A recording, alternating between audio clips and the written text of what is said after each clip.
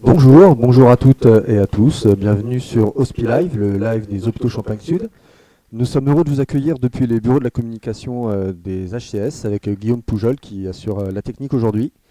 Alors ce midi, nous allons aborder un sujet ô combien important en matière de santé, c'est la prévention des maladies masculines et notamment celles qui sont peu abordées en général.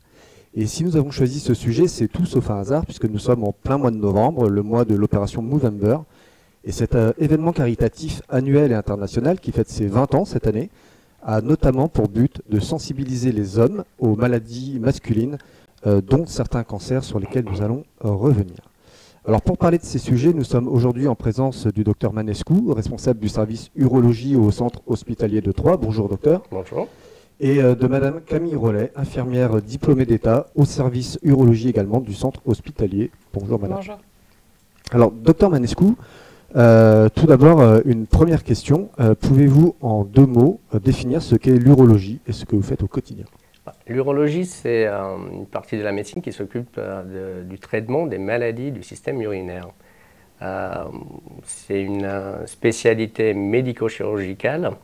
J'insiste parce que j'ai un ami qui me parle toujours, toi tu es chirurgien, mais est-ce que vous voyez le patient en entier? Est-ce que vous faites autre chose que d'opérer? Oui, on fait autre chose que d'opérer, on fait de la prévention, on fait du dépistage, et surtout parce que c'est une spécialité médico-chirurgicale, j'insiste sur ça.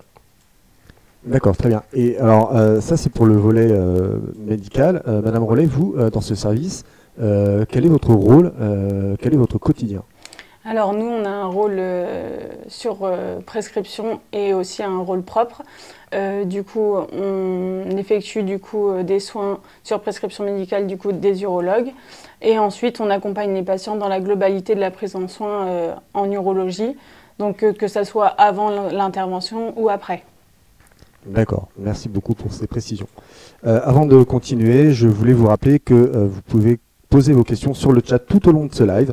Nous les relayerons au docteur Manescu et à madame Rollet en direct. Alors, l'événement Movember a pour objectif de sensibiliser sur les maladies masculines et notamment un cancer en particulier qui est le cancer de la prostate. Docteur Manescu, est-ce que vous pouvez nous en dire plus sur ce cancer, sur qui il touche, quels sont les traitements, comment se passe le dépistage? Oui, le cancer de la prostate, ça peut toucher tous les hommes, malheureusement.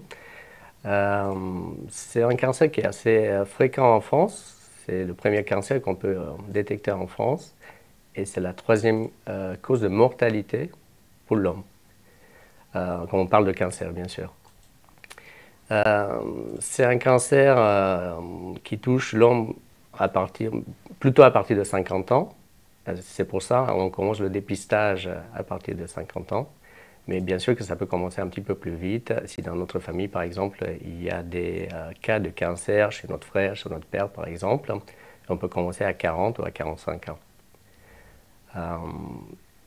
Au niveau des traitements, aujourd'hui, comment est abordé ce cancer quand il est dépisté chez l'homme? Déjà, il faut faire le dépistage. Le dépistage, ça veut dire qu'à partir d'un certain âge de 50 ou 40 ou 45, comme on a dit, il faut faire une prise de sang qui s'appelle le PSA. C'est un marqueur spécifique pour la prostate. Ça ne veut pas dire que si votre PSA n'est pas dans les normes, que vous avez un cancer de la prostate. Non, pas du tout.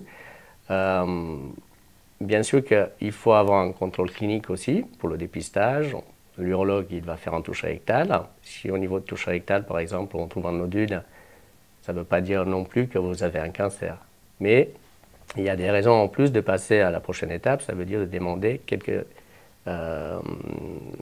examens d'imagerie et surtout l'IRM, qui est devenu aujourd'hui un standard quand on parle de cancer de la prostate.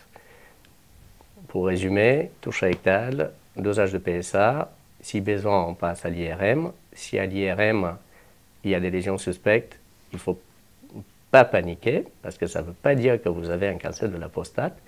Ça veut dire juste que peut-être on va avoir besoin de faire une biopsie prostatique. Et à ces moments-là, on va décider quel type de biopsie on peut faire, si c'est une biopsie ciblée, avec fusion d'images, IRM et échographie, ou c'est une biopsie standard. Et c'est un autre médecin, c'est le médecin anatomopathologue qui va donner le résultat en fonction des prélèvements que nous on a fait. Il ne faut pas paniquer si on n'est pas dans les normes au niveau du PSA ou du toucher rectal ou de l'IRM. Le diagnostic va venir à la fin par une biopsie. D'accord. Et une fois que le diagnostic est réellement établi, qu'est-ce qui se passe pour le patient?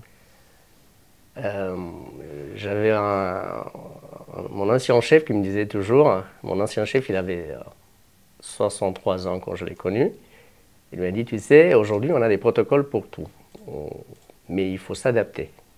En fait, il ne faut pas traiter les patients comme en personnage du protocole. Il faut adapter le protocole en fonction de chacun. Je pense que le plus important dès qu'on a le diagnostic, c'est de bien expliquer au malade son cancer. Parce que le mot cancer, ça fait peur. Quand tu viens en consultation et tu viens d'entendre que la biopsie, malheureusement, elle est positive, et tu as un cancer, c'est sûr que tu vas paniquer. Et la prochaine étape, c'est de lui expliquer quel type de cancer il a. Est-ce que c'est un cancer agressif? Est-ce que c'est un cancer de faible risque? Est-ce que c'est un cancer intermédiaire? Et qu'est-ce qu'on peut faire pour le traiter?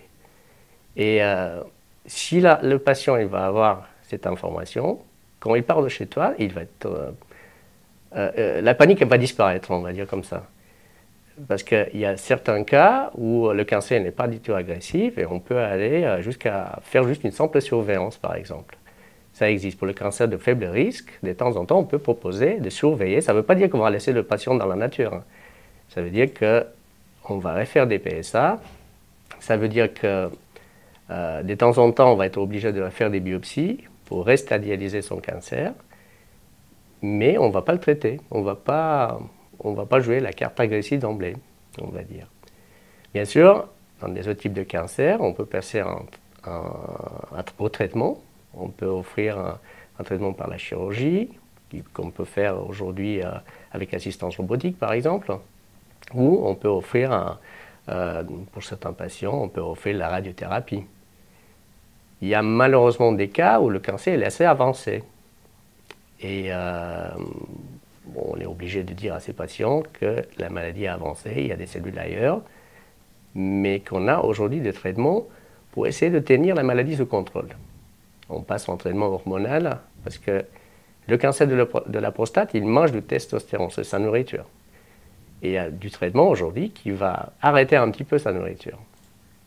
Mais je répète, malheureusement, dans ces cas-là, c'est un traitement pour tenir la maladie sous contrôle, parce que le traitement curatif, il ne peut plus marcher. D'accord. Alors, il y a deux choses que vous avez évoquées. Tout d'abord, sur l'avancée de la maladie, quelle est l'importance justement de dépister au plus tôt la maladie en termes de chances de survie sur la suite du traitement? On insiste beaucoup avec le dépistage, parce que si on intervient au bon moment, on peut guérir la maladie.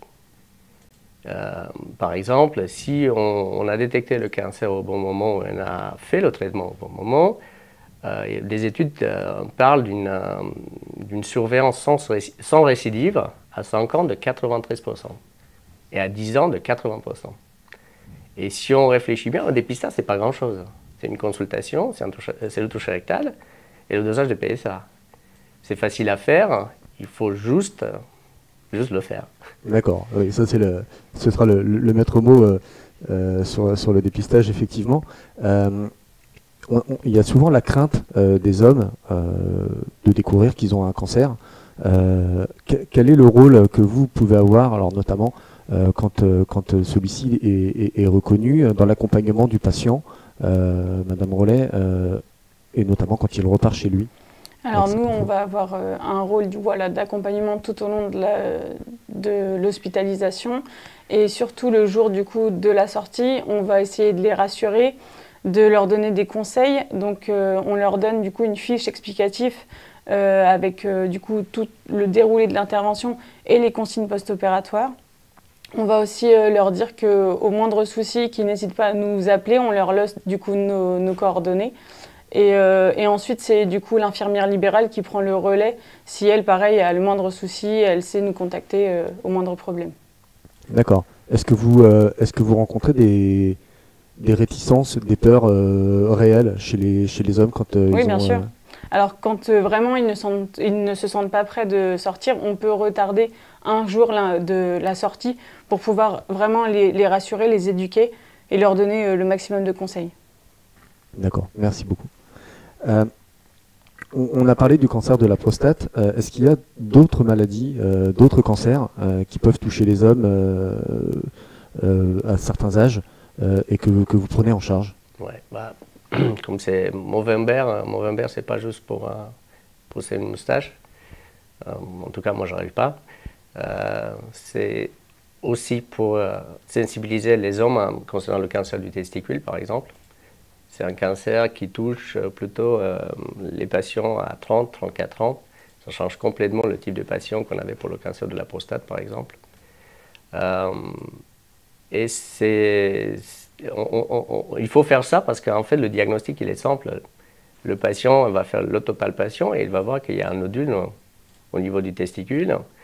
On peut comparer avec le testicule de l'autre côté. On peut voir que quelque chose n'est pas comme d'habitude. Et à ce moment-là, il faut consulter, il faut demander une consultation en neurologie pour comprendre, pour faire des examens complémentaires et pour voir qu'est-ce qui se passe. C'est beaucoup plus facile à diagnostiquer, on va dire. D'accord. Et c'est un cancer qui se rencontre beaucoup, qui est en évolution dans nos sociétés? Alors, heureusement, c'est pas au même niveau que le cancer de la prostate, par exemple. Mais c'est assez important, surtout pour l'âge où on fait le dépistage. Et heureusement aussi, c'est que c'est un cancer qui se traite très bien. Et on peut avoir des bons résultats avec un traitement chirurgical et un traitement complémentaire si besoin. D'accord. Avec aucun... Quelles peuvent être les séquelles, notamment chez l'homme, sur ce type de traitement? Après, le cancer des testicules, c'est pas obligatoire de l'avoir de manière bilatérale. Ça veut dire que si tu as développé un cancer à gauche, par exemple, c'est pas obligatoire, bien sûr qu'on va continuer la surveillance, mais c'est pas obligatoire dans quelques années d'avoir la même chose de l'autre côté. On traite de manière chirurgicale. Bien sûr, quelqu'un qui était déjà opéré, on va essayer déjà la partie esthétique de le gérer tout de suite, de mettre une prothèse pour créer l'esthétique pour l'avenir. Mais pour la partie oncologique, bien sûr, on peut rester sur une simple surveillance, mais on peut rajouter de la radiothérapie ou de la chimiothérapie. Et là, ça peut jouer un petit peu sur la partie, on va dire, fertilité. Mais il y a toujours des solutions. On peut aller avant au sécos, par exemple la banque de sperme, pour laisser des spermatozoïdes en place. Il y a toujours des solutions. C'est la même chose, il faut bien expliquer aux patients. C'est très important comment tu passes un message de cancer, par exemple, pour un patient. D'accord, merci beaucoup docteur. Donc dépistage, prévention, pas d'inquiétude si les résultats sont pas forcément ceux qu'on pouvait attendre en tant que patient. L'accompagnement se fait, en tout cas les équipes du CHT sont pleinement mobilisées pour accompagner les patients. Merci beaucoup docteur Manescu, merci beaucoup madame Rollet. Merci à vous tous de nous avoir suivis sur les réseaux sociaux des hôpitaux Champagne Sud. Je vous rappelle que vous pourrez retrouver ce live en replay sur la chaîne YouTube des HCS. Je vous souhaite un très bon après-midi, une très belle semaine avec un peu de soleil, je l'espère. Et puis à bientôt sur Hospi Live. Merci à vous. Merci. Merci.